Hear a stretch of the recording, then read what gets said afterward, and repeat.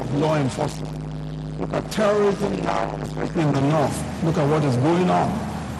Children being killed in their beds, students being killed in their beds in Yobe, and that is repeated.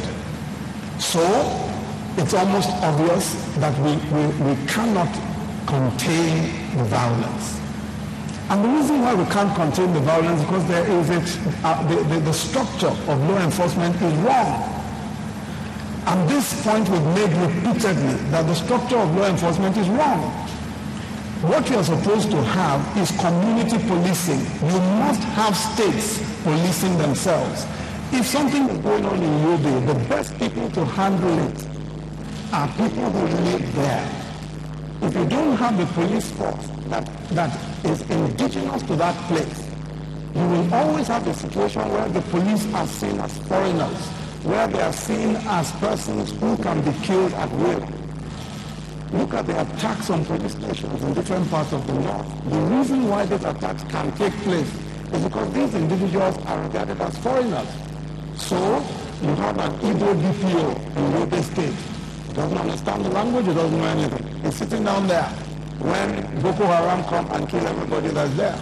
If he were from that community, somebody will come and whisper to him and say, brother, they're coming to kill this individual. He will run away. Everybody will disappear from the place.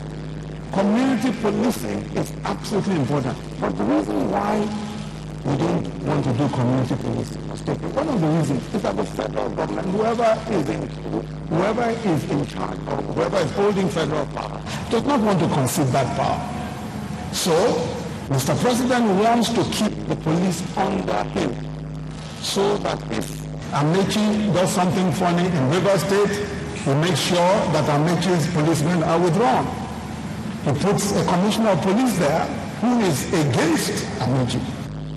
And those kinds of things, trifling with the very important issues of law and order. Once there is insecurity, it is the poorest that suffer.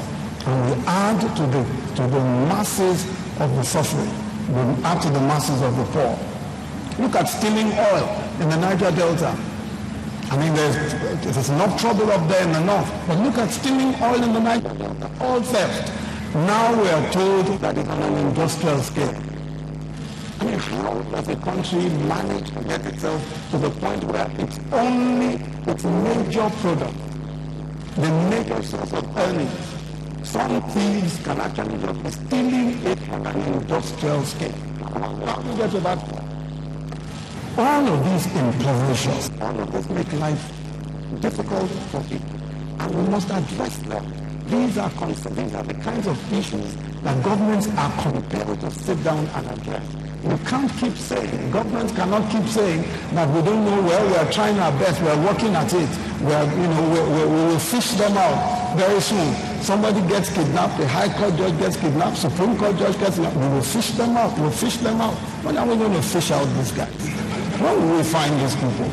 I think there's a lot of cynicism about these things, and the reason is that we've got our structure wrong. We've got the structure wrong. We've got to change the structure of law enforcement. Once you bring in soldiers to enforce anything anywhere, it means that you have gotten to the last defense that you have. Policing is first and foremost a civilian thing, and that ought to be done first before we even get to the problem of soldiers. I'll get on to the very last point, and that is the problem with the distribution of wealth. Money is not going to the places where the largest numbers of people need it. That's the problem. Money is not getting to the places where the largest number of people need the money. So you have all money coming in, is shared between the federal and states. The federal gets about 50%, states, all the states also get about 50%. But how does the money get to those who need it the most? Let me just show you some figures. The National Assembly in 2013, this year, gets a statutory transfer of 150 billion, right? And Bobby got into a lot of trouble for her comments on that, but I'll explain. But I'll just show you where the disparities are. So 150 billion for 469 senators and the retinue of staff, etc. Now, Ebonyi State has 2.1 million people, and for the whole year also, going by the average, will get 151 billion. So the whole of Ebonyi State, with its 2.1 million people, will get roughly what 469 legislators get.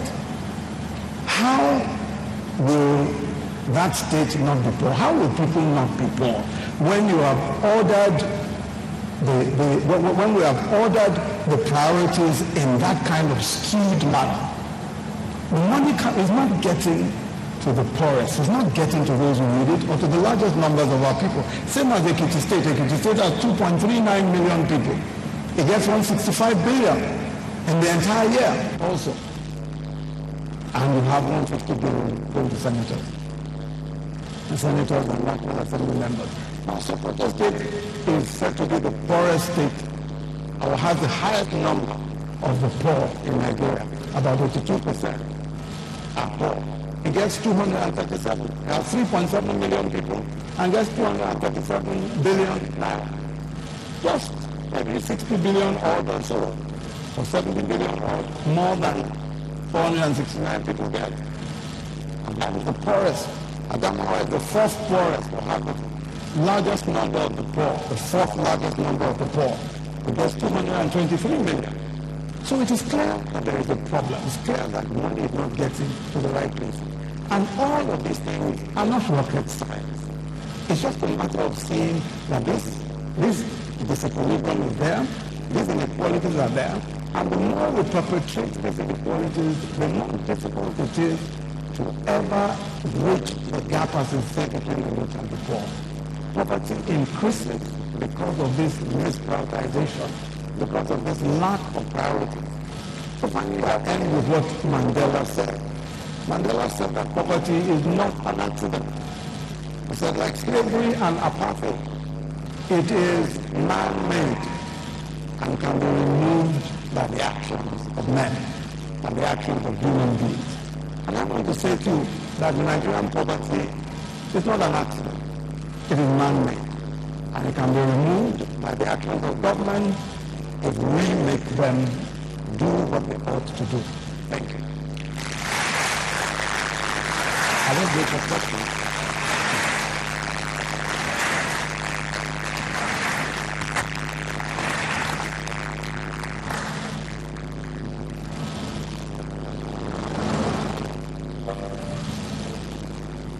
Please be seated.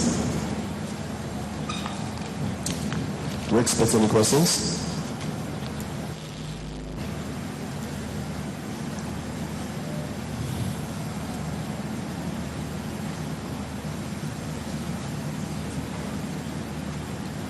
Okay, we're expecting.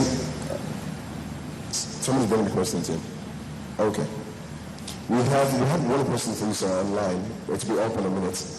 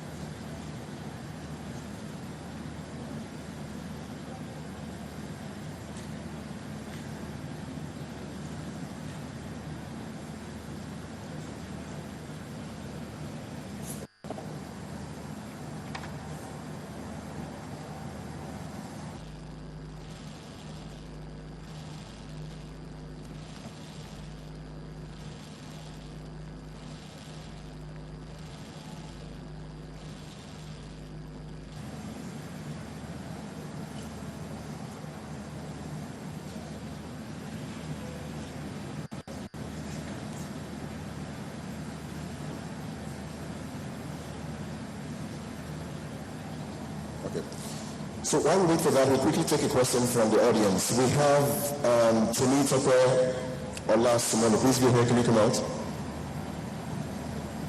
Temi Tope Ola Sumonu.